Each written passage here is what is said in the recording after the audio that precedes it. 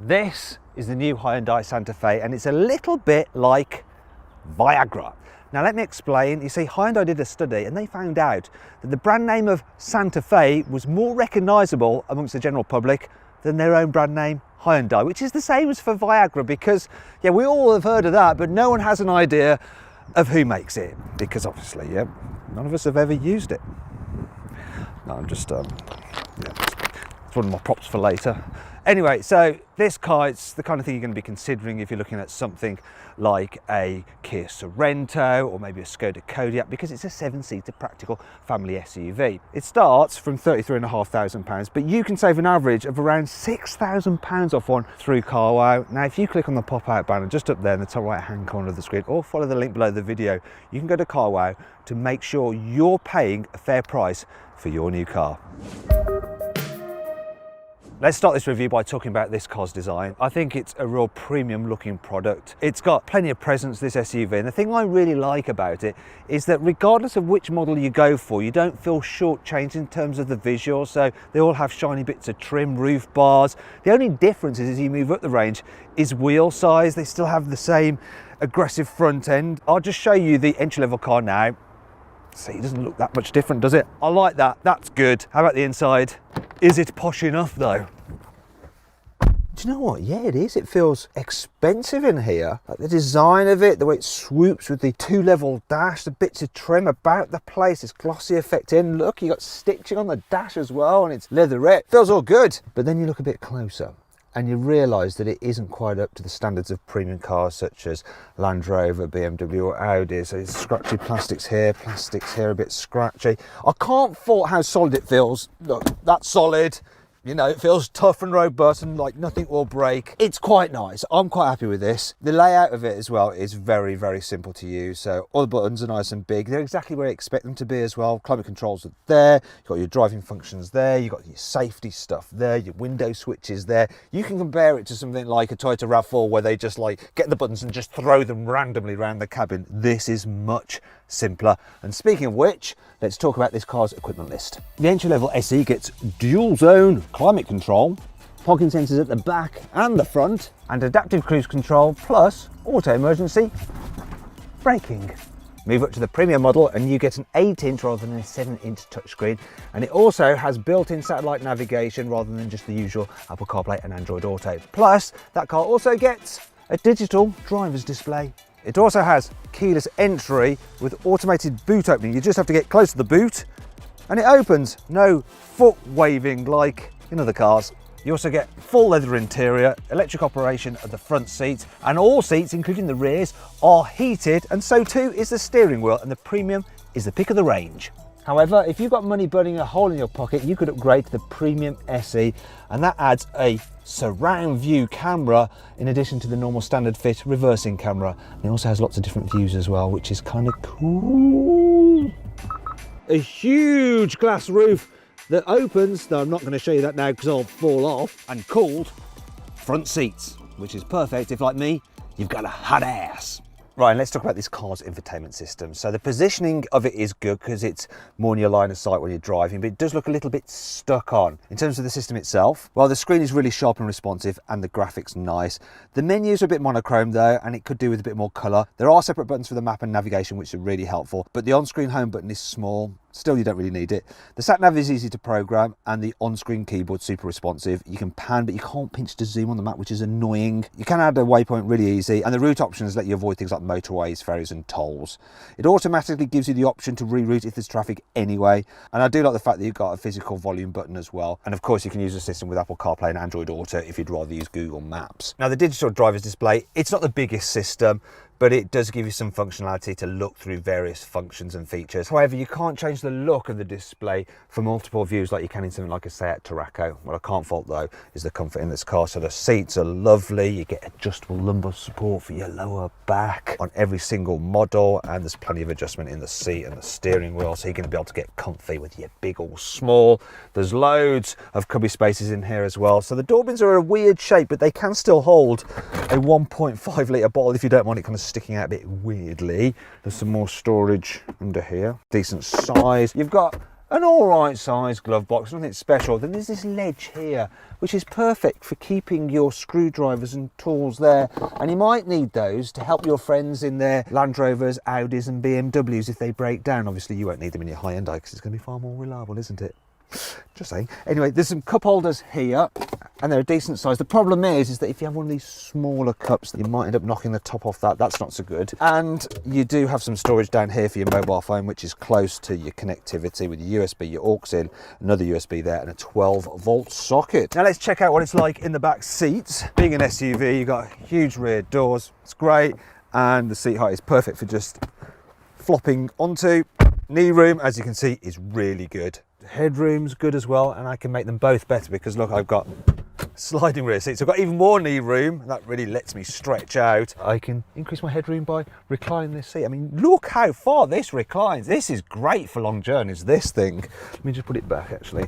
There we go. Just love it in a position which is absolutely fine. Now the floor is completely flat, which is great if you need to carry 3 people across this middle bench at once because there's loads of space for everyone's feet. Actually, with 3 in the back, it's pretty decent, this car, especially for the person in the middle. The people on the outer 2 seats do feel a little bit twisty because of the design of the seats, but it's got a nice wide body, so there's plenty of shoulder room. So this is a really good car to choose if you need to carry 3 adults across this middle row. Now, if you need to carry 3 child seats across the middle row, you're going to need a Peugeot 5008 because that has 3 ISOFIX anchor points, whereas this only has the 2.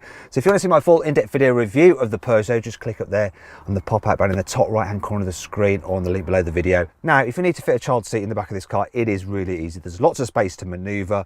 It doesn't matter if you've got a rear-facing seat either, there's still plenty of space. And if you have 2 child seats fitted, you can just about squeeze an adult in between them as well, which is handy if you need to carry an extra person to look after the babies. Another thing I want to show you is this. Look, so you've got a little bit of storage area there, but you've also got 2 charging points there for USBs. And then we've got an AC 220-volt socket. So yeah, you can charge a laptop off there if you need to. Storage spaces down here in the door bins is okay. I can fit my flask in there. Once again, the shape of the door bins is a bit weird. You got some pockets on the seat backs and there's some cup holders there, but what's annoying is that you don't have any through loading, so you can't carry longer items such as skis and people either side. And there's a sunblind here, which is handy when it's sunny like today. Now to jump into the back, just press a button on here. This seat then slides forward. I'll do it this way, which is a bit unusual. And you'll see why. Ow, later on. Now, check this out, right? So, you saw how much knee room I had there. I've still got a decent amount of knee room here. It is a bit tight on headroom, but it is doable, even for adults, here in the back of this car. Not too bad, and I've got some climate control buttons there, as well, and a couple of cup holders. So that is all right. Now, though, let's check out the boot. Don't look at my booty as I get out. So there's quite a few cool features with this car that makes it easier and a bit more practical to live with. For instance, look, there's no load lip, so you can slide things in and out. Another thing I like is this. The car's load cover fits underneath there, so you can keep it out of the way when you've got the car loaded, which is good. Sorry, that was a little bit awkward of me, wasn't it? Dead easy to fold down the rear seats. Look at this. Just pull those toggles, and then to do the middle row, I just press this button here. Look, there we go. And then this one. Go on, down you go. And then you have a nice big load area. To be fair, it's not the biggest in this class, but what can you fit in this one? You can fit 3 large boxes in there across the back seats, along with 13 smaller boxes. There's also room for a large suitcase, 2 small suitcases, a set of golf clubs, and a folded pram. You can also fit a bike in there easily as well without having to remove any of the wheels. In 5-seater mode, there's space for 1 large suitcase, 2 small suitcases, a soft bag, a set of golf clubs, and even a folded pram with the parcel shelf in place. And with all 7 seats up, you can fit in 2 small suitcases. You can also fit a set of golf clubs. So yes, I think we can safely say this is a very spacious and practical car. Now then, it's time for the Car Wow 5 annoying things about this car. The car's maximum towing capacity is 2.5 tonnes, but if you have the automatic model, it drops to 2 tonnes, which isn't quite so impressive. The easy access to the rear of the car is only available on the left-hand side. If you want to get in from the right, you have to fold the seat down and kind of clamber over it like this. You need to have a real delicate touch to be able to operate the blind-only switch, because if you press it too far, it also opens the main sunroof and you're forever doing it backwards and forwards until you get it right. Normally with keyless entry systems, you just have to get near the car, then pull the handle and it will automatically unlock. But with this one, you have to press this rather nasty, cheap feeling and very small black button to get it to work. There we go. You not only get one large manual with the Santa Fe, there's another one that's unnecessarily large because it's for the infotainment system, but written in about 1 million different languages. And then, yeah, you've pretty much taken up all your glove box space. It's not all negative though. Here's 5 good things about this car. If you want to go for the full limousine effect, you can use these buttons to move the front passenger seat forward to give you even more space. Yeah, look at that. Lovely jubbly. With the 4-wheel drive versions, you can choose the amount of power going to the rear wheels by moving between the different driving modes from comfort, eco to sport for even more rear drive bias. There's even a special diff lock as well for some proper off-roading. The head-up display of the range-topping model has one of the brightest displays fitted to any car, with a luminescence of 10,000 candles per square metre, which makes it easy to see in bright sunlight. So you don't accidentally leave your kids in the back of the car when they're playing hide and seek. These ultrasonic sensors can detect even the smallest movement of the smallest people. Yeah, so you don't have to worry of them dying of heat stroke. There's ISOFIX anchor points on the front passenger seat, which is really handy if you like to carry your big baby up front with you. Choosing an engine for the Santa Fe is pretty easy because there's only one choice. It's a 2.2 litre diesel with 200 horsepower, and that'll get you from 0 to 60 in around 9 seconds. Now you can have either front wheel drive or all wheel drive, automatic or manual. Now did you notice that? Gas struts on the bonnet, feels posh.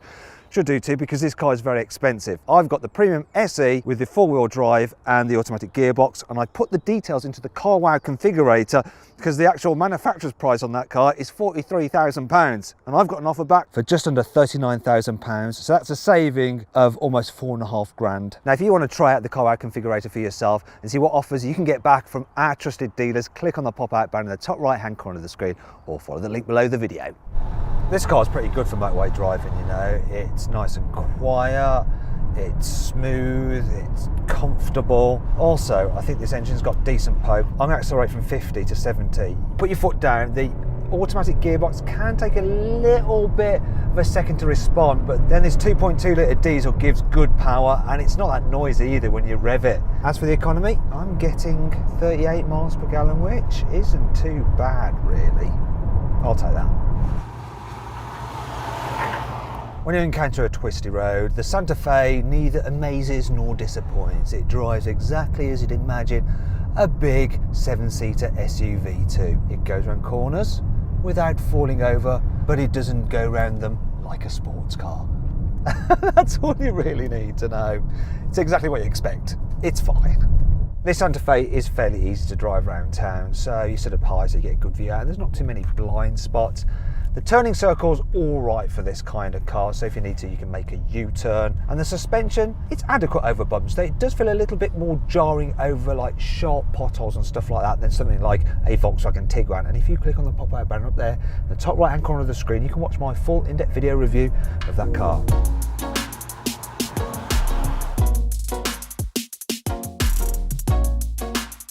Now, if you're interested in this car, you should also check out my video review of the Kia Sorento by clicking up there on the pop-out banner, because they are very similar. Anyway, what's my verdict on this Santa Fe? Should you avoid it? Should you consider it? Should you shortlist it, or should you just go right ahead and buy it? Well, I reckon you should shortlist the Santa Fe. You know, it is a little bit expensive, but it does feel quite premium, and it's a very practical 7-seater family SUV.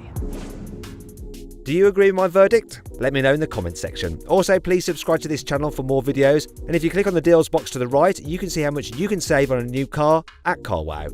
Or click on the video windows below to watch another of my videos.